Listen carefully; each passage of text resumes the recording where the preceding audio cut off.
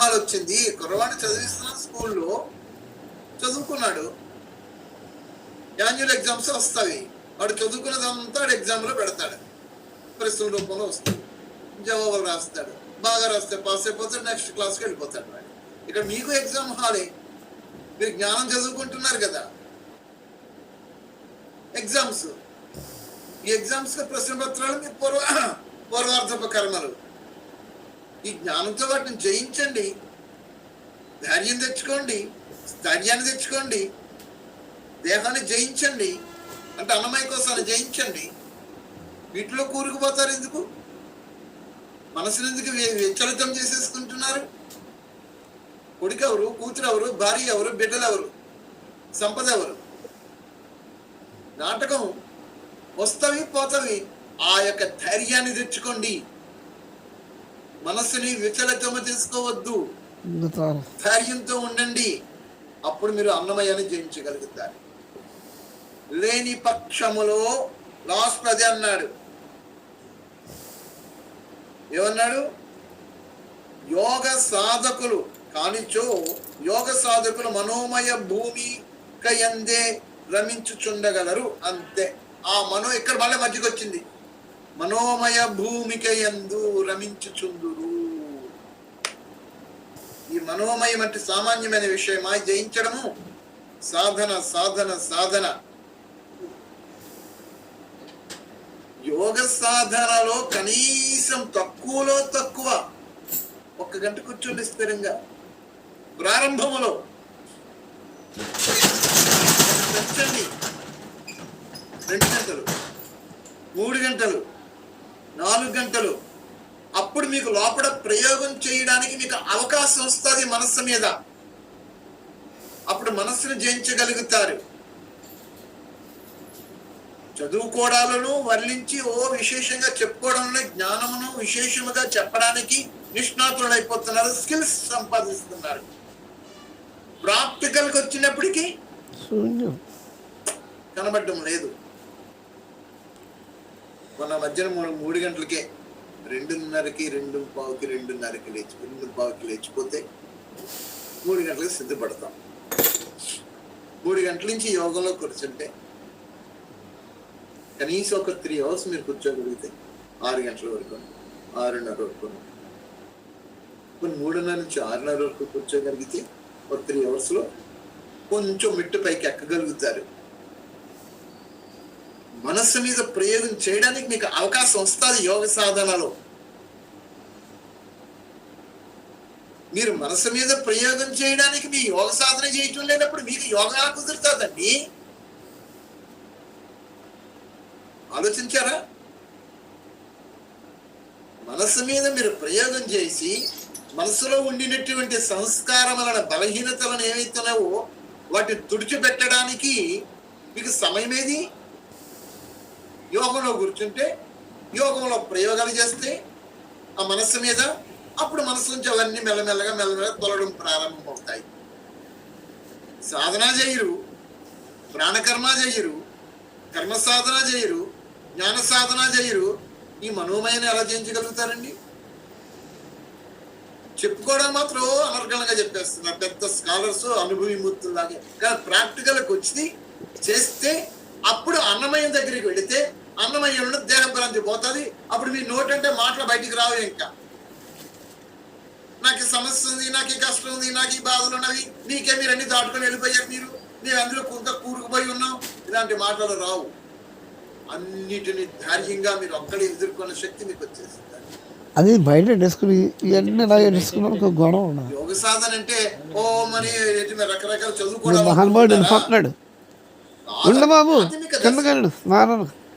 యోగ సాధన అవ్వడం అంటే అంతర్ముఖం అవ్వడము, మనస్సుని శూన్యత చెయ్యడము, అది యోగ సాధన.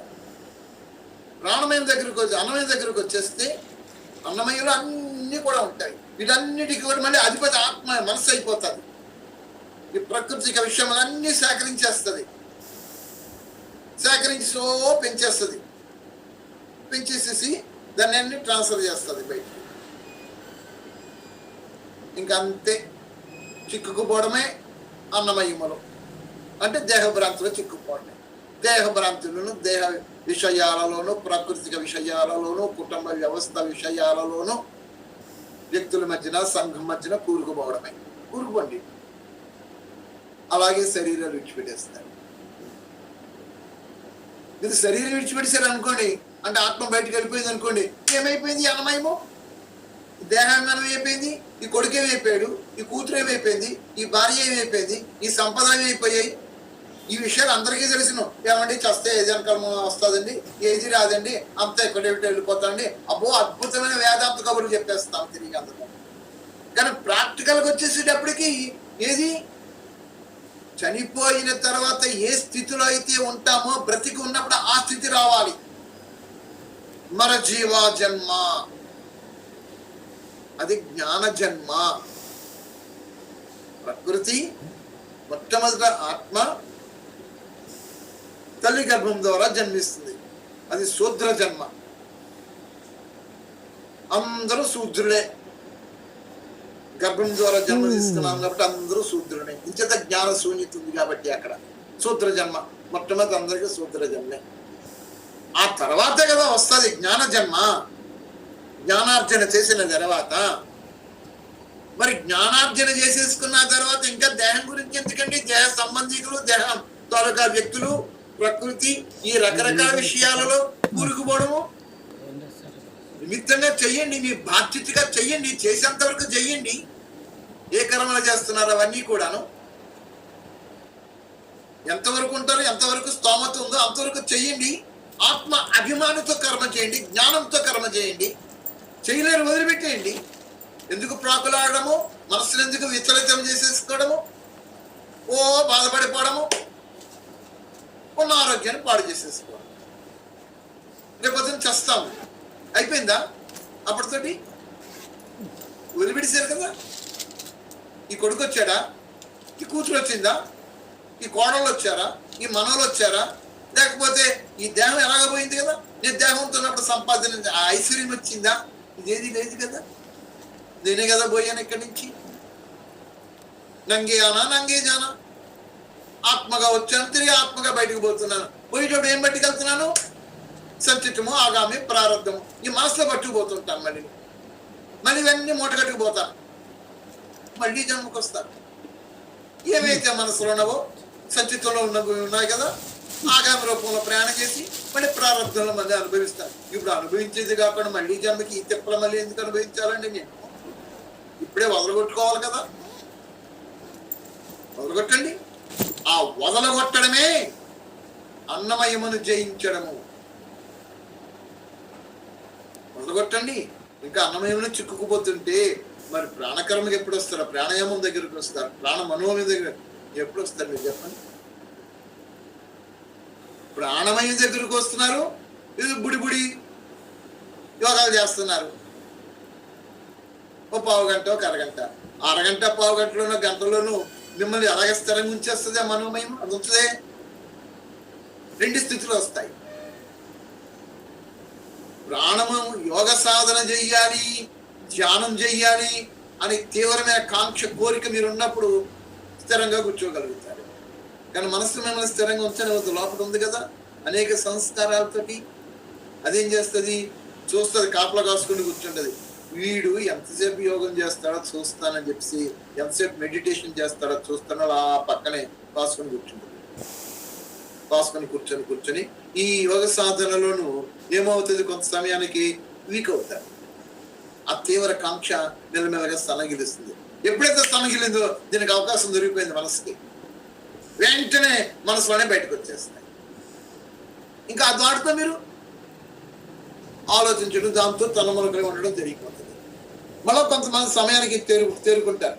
అరే నేను మెడిటేషన్లో ఉన్నాను కదా, ధ్యానంలో ఉన్నాను కదా, మళ్ళీ ఇలాంటి ఆలోచనలు నాకు వస్తున్నాయి ఏంటి అని మళ్ళీ ఈ కాంక్ష పెరుగుతుంది. ఇది ధ్యాన కాంక్ష. అప్పుడు మళ్ళీ ఇది అణిగిపోతుంది. ఇలాంటి సంఘర్షణలతోటి మీరు జీవనయాత్ర సాగిస్తున్నారు. మరి సంఘర్షణలు దాటాలంటే ఏం చెయ్యాలంట? ఆలోచించండి. మనసును జయించాలి, మనసును స్వాధీనపరచుకోవాలి. మనసును స్వాధీనపరచుకోవాలంటే మన మొదటికి రండి. ప్రాణకర్మ అన్నమయం దగ్గరికి రండి. అన్నమయం అంటే ఏంటి? అక్కడ దేహం తీసుకోండి, దేహం దగ్గరికి రండి. దేహము దగ్గరికి వచ్చిన తర్వాత ఈ దేహముతో మీరు ఏ విధమైన కర్మలు చేస్తున్నారు పరిశీలించండి. జ్ఞానం అండి ఇది. జ్ఞానము ఏదో మీరు భౌతిక ఇప్పుడు భక్తి దైవారాధనలు కార్యక్రమాలు చేస్తున్నది కాదు కదా, లేకపోతే పనులు చేసే విధానం కాదు కదా. జ్ఞానము జ్ఞానాగ్ని దగ్ధ కర్మాణి. జ్ఞానం అగ్ని.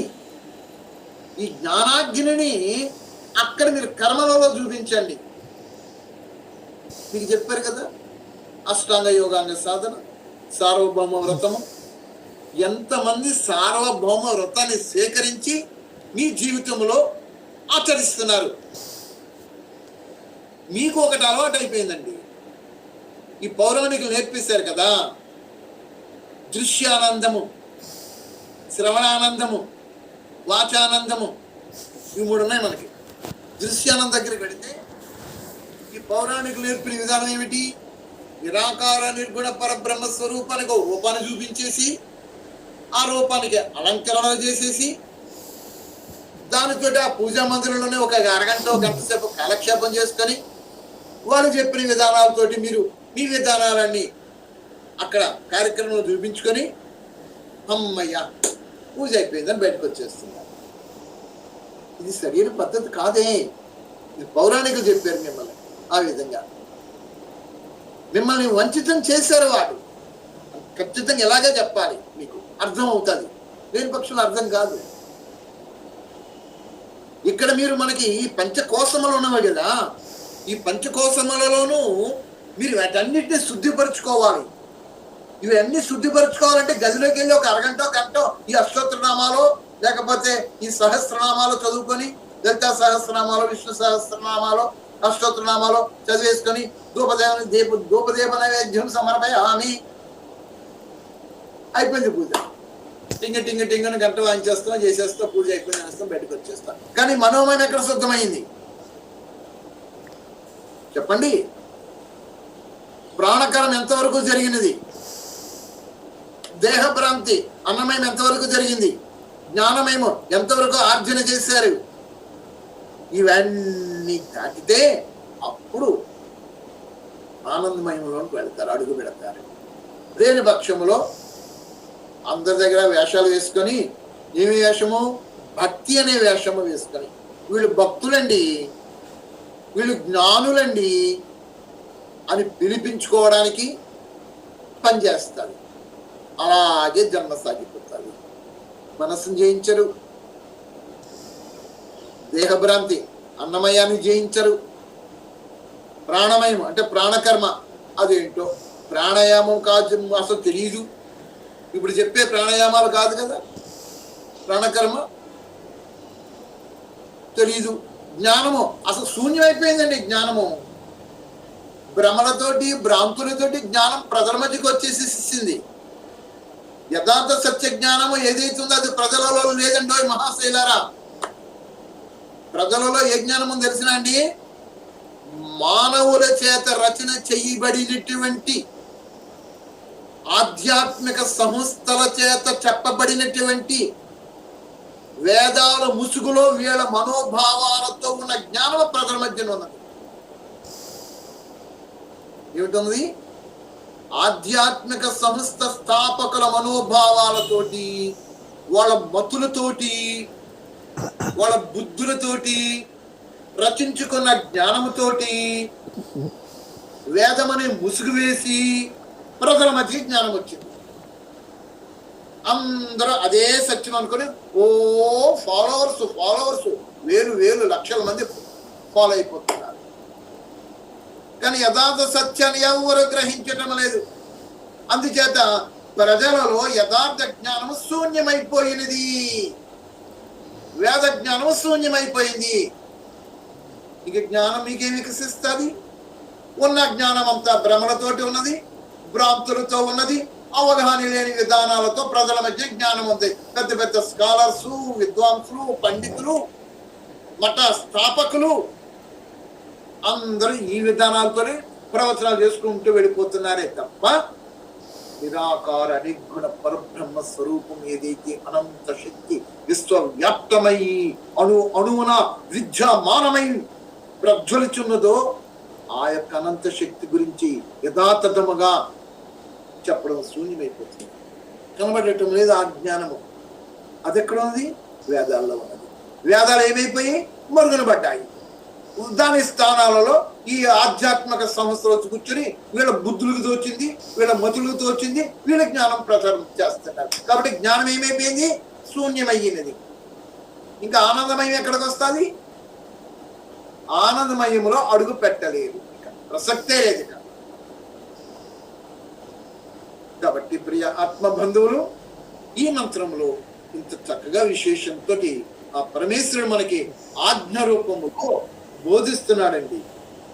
వినండి, వేదాలను చదవండి. ఏ విధముగా మేఘరూప మధ్యమ కోసము తెరవబడుట వలనే పైన గల సూర్యప్రకాశము ప్రాప్తించగలదో అది ఏంటిది? ఈ మనోమయను తెరవండి. ఈ మనోమయం ఎప్పుడు తెలుస్తుంది? యోగ సాధనలోనికి వెళ్ళి మనస్సు మీద మీరు ప్రయోగం చేస్తే అప్పుడు మనస్సు వికసిస్తుంది. అంటే ఏమిటంట? మనస్సులో ఉండినటువంటి సంస్కారములు, బలహీనతలు ఇవన్నీ శుద్ధమైపోతాయి. మనస్సు అనే బాక్స్ ఖాళీ అయిపోతుంది. మనస్సు అనే బాక్స్ ఖాళీ అయిపోతుంది. అది లేదు ఇంకా అక్కడ. ఇంకొన్నదేంటి? ఇంకా ఏమన్నాడు? ఆత్మ పరమాత్మ ఏమన్నాడు మనకి? నీ హృదయంలో రెండవ వాడిగా నీ హృదయాకాశములో ఉన్నానన్నాడు. అప్పుడు హృదయాకాశములో ఉండినటువంటి పరమాత్మ జ్ఞానం అనే ప్రకాశంతో సూర్యుడు ఏ విధంగా దేదీప్యమానమే ప్రకాశిస్తున్నాడో అప్పుడు ఇందులో ఆయన ప్రకాశిస్తాడు. అది కదా ఆనందం ఉండేది ఆత్మ పరమాత్మ. అప్పుడు ఆత్మ ఆ దివి సూర్య సహస్ర భవేద్యుగ పదుద్ధిత అని చెప్పింది. ఆకాశంలో వేలాది సూర్యులు ఒక్కసారిగా ప్రజ్వలితే ఎంత తేజోమయమో అలాంటి తేజోమయముని కప్పివేస్తున్నదన్నమాట ఈ మనోమయం.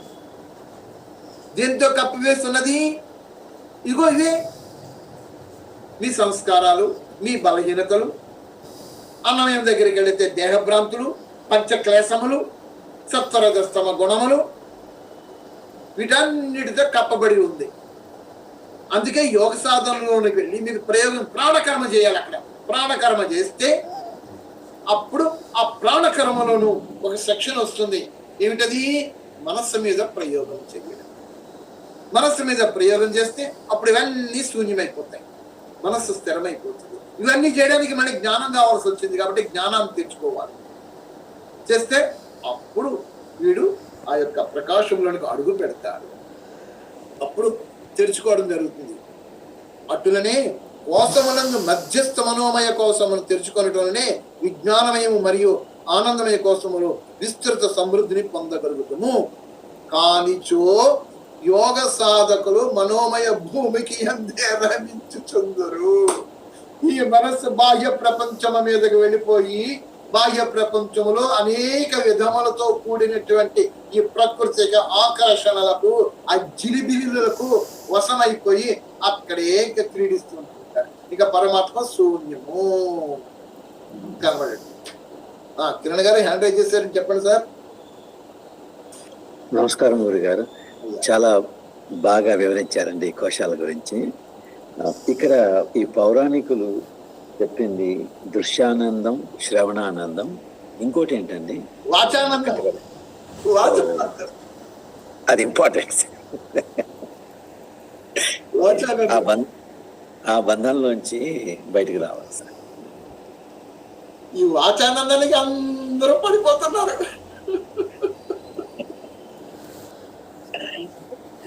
భలే బాగా చెప్పారని సంతోషపడిపోతారండి. అబ్బా ఏమండి నాకు వెళ్ళండి, గురుగారు చెప్పారండి, అద్భుతం అండి, చాలా వండర్ఫుల్ అండి, అందరూ వినాల్సిందేనండి అని ఇలాంటి టైటిల్స్, ఇలాంటి బిరుదులు, కామెంట్స్ చేస్తూ ఉంటుంటారు. కానీ స్వయం దగ్గరికి వచ్చినప్పటికీ అది గారు బాగానే చెప్పారు, నిజమే. కానీ ఏది స్వయం దగ్గరికి వస్తే ఇక్కడ చూసుకోవాలి.